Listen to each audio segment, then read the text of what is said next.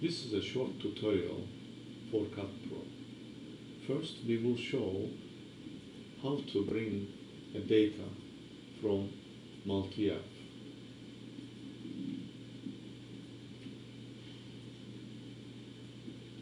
This is a multi-app window, and I am bringing an existing measurement to the screen. This is the impact force, it's about 100 Newton. This is the resulting vibrations measured from the machine. This is the magnitude and the phase. This is the real and imaginary part of the measurement. And as you see, there's a broken curve after 2000 Hertz. The expert system indicates that the measurements after 2000 Hertz is not reliable because hammer does not have enough energy after 2000 Hertz. We want to export this file as an ASCII file so the user can look at in detail. You can also use the measurement file as it is in milling simulation, but let's use exported ASCII file. Now we have sent this measurement file and save it as an ASCII file. We are going to show how to use milling engine. Let me open an existing project. You go to CutPro, examples, milling, 2.5 axis milling, and we have a bunch of examples.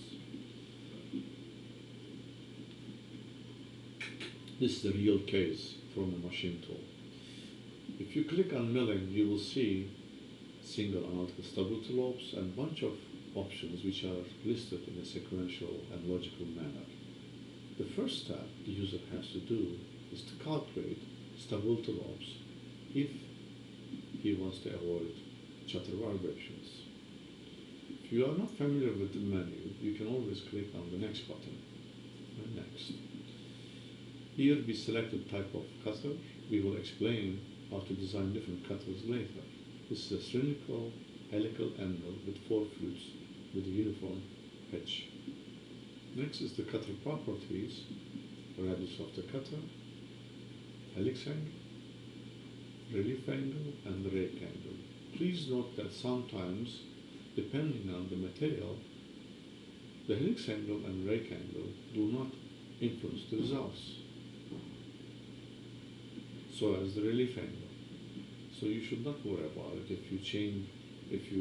For example, if you don't know the relief angle, you can leave it as it is.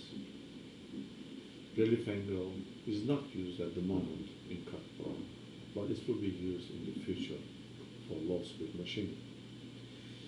Next is the structural properties. There are 3 ways to enter dynamics of the machine to CutPro milling module. First is raw measurement. You can bring exported data directly to here by just selecting Open Command. You have to be very careful when you use raw data. For example, this accelerometer cannot measure any data under 100 Hertz. If you do, the calculations will be quite noisy and incorrect. So the software here is disregarding anything under 100 Hertz, and above 4000 Hertz is also disregarded. Alternatively, you can use model analysis module of CutPro, obtain model parameters, store them in a file called with a CMP extension, and CutPro can automatically read those parameters so you don't have to enter it manually. Third way is the manual entry to the software. For example, in x-axis, which does not correspond to the x-axis of the machine, but the feed axis, has 925 Hz natural frequency with 10% damping and 60 Newton per micron dynamic stiffness. This is the normal direction to the feet. You can always lock one of the axes and assume that's rigid or relax it. Next step is the material selection. We have a rich material selection in CutPro. We have more than 100 materials in the database. Some of the data, such as aluminum 60, 61, 70, 75, and so on, are created by us, and they are quite accurate. You can comfortably use them. Some of them are borrowed from literature, and they are not as accurate as ours, but it is available if you don't have access to instruments to create a material database. Next, you can also assume workpiece or fixture is flexible, and entering flexibility of the workpiece is the same as we did for the machine tool. The procedure is identical. In this particular application, workpiece and table were assumed to be rigid. Next is the cutting condition. We have 50 millimeter cutter diameter here. Then the depth of cut, radial depth of cut is selected as 40 millimeter. You can have up milling, face milling, or slot milling. Or you can have batch milling operation. You can run multiple cases, one by one. You can also add these slots for each case. For example, from 0 to 30, 0 to 30, and 35 to 60, and you can add many cases and simulate all of them in one shot. We will simulate this particular down milling case where the feed rate is 0.18 millimeter. You click on OK, and you run. It will take only a few seconds, then you plot. This is the stability lobe. Let's assume that the maximum spindle speed on the machine is 20,000 revolutions per minute. If you look at this curve, the maximum depth of cut in most of the speeds is only 1.6 millimeter, except at these two sweet spots. One of them is at 7,000 revolutions per minute. We can cut 6 millimeter deep. If we increase the speed, this is 14,300 RPM, we can cut 40 millimeter deep, almost 700% increase in depth of cut, and additional we have high speed.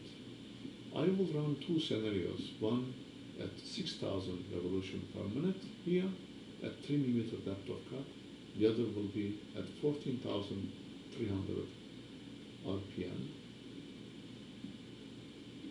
which is 2.5 times higher than that. We have actually examples already in the system which you can bring. This is 6,000 RPM at 3 millimeter depth of cut. The rest is the same, but now I clicked on milling process simulation instead of stability lobes. Milling process simulation means we are virtually testing the machine at these particular cutting conditions. Feed was 0.80 millimeter, spindle speed is 6,000 RPM, depth of cut is 3 millimeter, and I'm simulating the machining for 15 revolutions of the spindle. And the frequency scale of simulation is 10 times faster than the highest frequency on the machine. You click on OK, then run. It is done. You can plot individual parameters or plot all of them, as you see here. This is the bending moment on the lowest bearing on the spindle. This is the spindle torque, spindle power, surface finish, we have 150 micron R max on the surface finish. I will save it. And the most important part is actually chip thickness here. As you see, we start with 180 micron chip load here, and indeed our feet per tooth was 180 micron. Because of the chatter, the chip thickness went all the way almost to 400 micron. And if you zoom in to the chips here, we have, for example, 1, 2, 3.5 blue colored chips created by flip number 1. That means flip number 1 bounced 3.5 times within the cut and created broken chips because of the chatter. Instead of 180 micron, we have now almost 400 micron chip load. So we increase the load tremendously on the machine because of the chatter. And I will save this case. This is the vibration.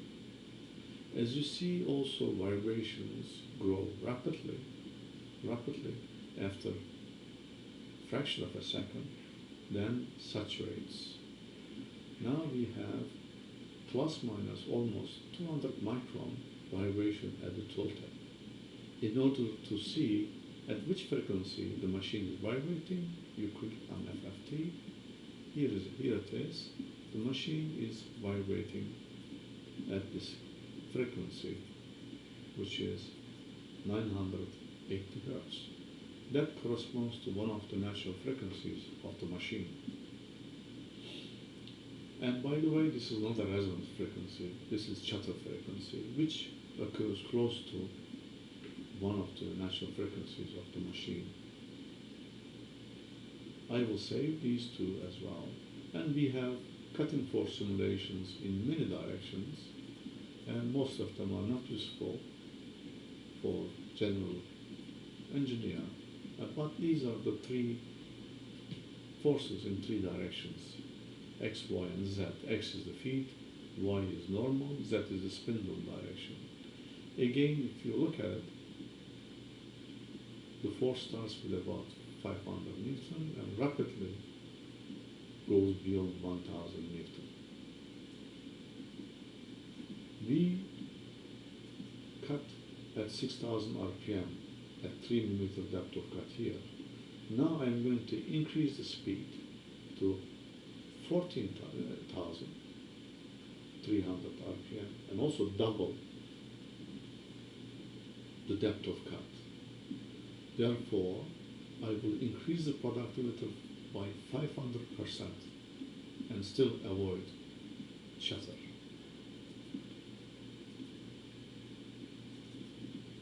Everything is the same here, still million process simulation.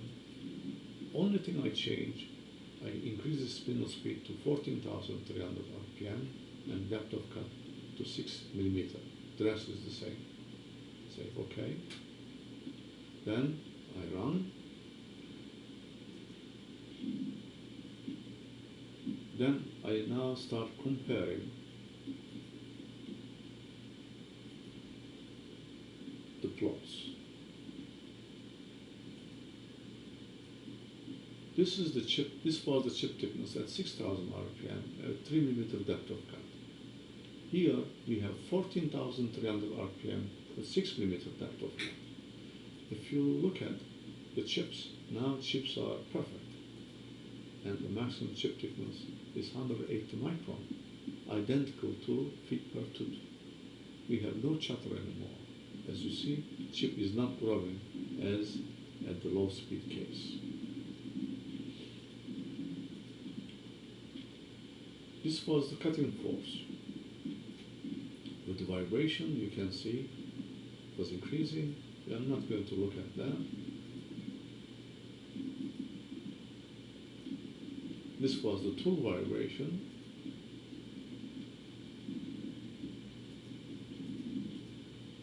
This was the surface finish. Let's look at the new surface finish. As you see, it is now very smooth.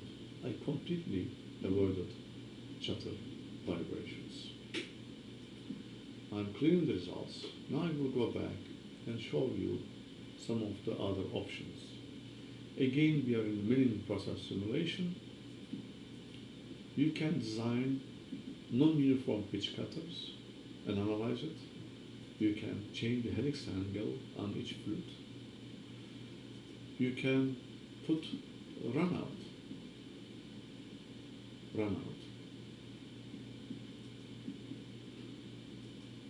for each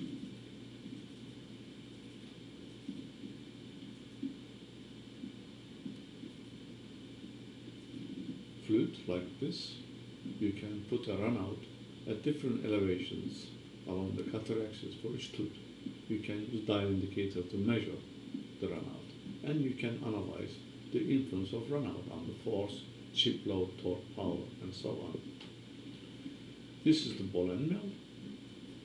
I will design a general end mill. For example, the cutter extension is 132 millimeter, and radius is 9.525, and flute height is, let's say, 114 millimeter. This is the ball radius of the cutter, and I have 7-degree taper. Now I design taper helical ball ender.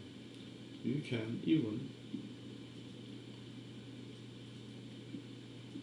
put waves like this, waves with 290 micron height on the flute. This is a serrated cutter which is used in roughing titanium, nickel alloys, and so on. You can also design indexable cutter like this, and you can put different inserts on the cutter body. So in short, CutPro allows you to design and analyze a variety of cutters and their performance very, very quickly. If I go back, the next simulation mode is multiple stability lobes. That means they give you a combination of different radial depth of cuts, speeds, and axial depth of cut. Stability lobes in time domain is seldomly used. If you have a very complicated cutter and you want to get very accurate results, we mimic cutting tests. We take each cutting condition and check whether it's shuttering or not. For example, if you are interested to analyze the process between 5,000 and 7,000 revolutions per minute, first you use analytical stability lobes, you identify the area, then you do time domain analysis to get very accurate results. Mind you, this is a computationally intensive operation. It may take some minutes or sometimes hours. Next is the optimization of the variable pitch, which I will talk about later. This is cutting force coefficient identification or design of material in the database. I will give an example on that.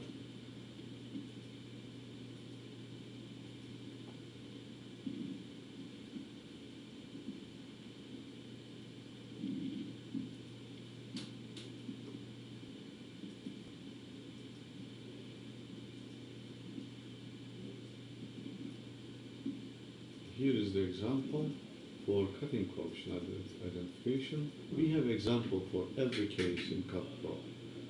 Here we go. And it is self-explanatory. You just push next button. There's nothing to enter. The cutter, we are trying to identify the cut material coefficients. Have 4 flutes. And it's a carbide tool. There must not be any chatter during experiments. Then it's a always rigid setup. It's very important to enter the depth of cut, and the cutting test must be conducted at constant axial depth of cut. in slot milling mode. And here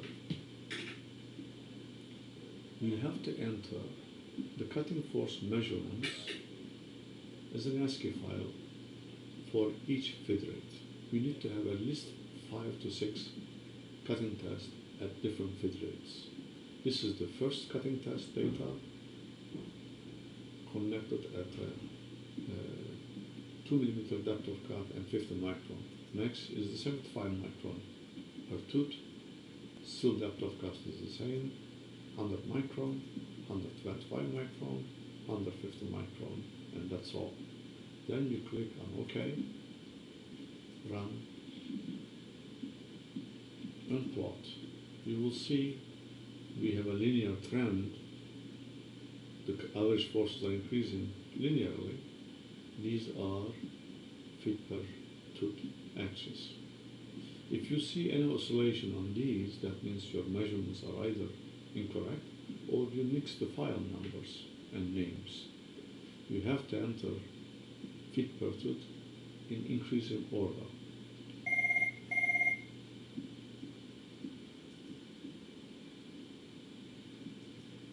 You can look at the created material coefficients. You can enter, fill this table. It's not necessary, but only information for the user. And these are the important numbers. Especially these three affect shutter, torque, and power strongly. Most important one is the first one, KTC. Here, the cutting coefficient is 906 megapascal or Newton per millimeter square. You can enter also cutting test conditions and the tool geometry and click on finish and say new material, let's say user, and that's it. When you now go back to milling and workpiece, you see it's right here. It automatically added the material cut coefficients to user own directory, so it cannot be used by others. Another option in milling is design of variable pitch cutters, which are very important in machining titanium, nickel alloys, and stainless steel. I brought an example from CutPro example directory.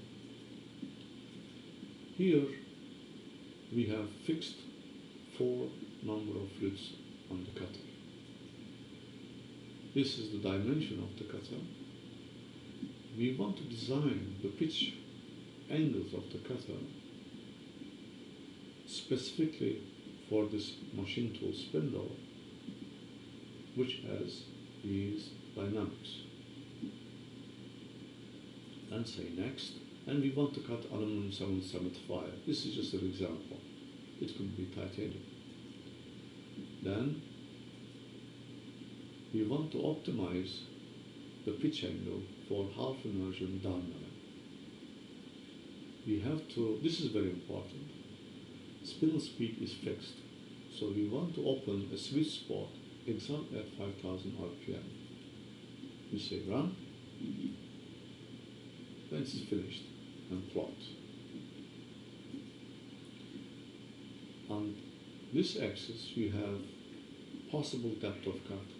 On this axis you have the pitch angle.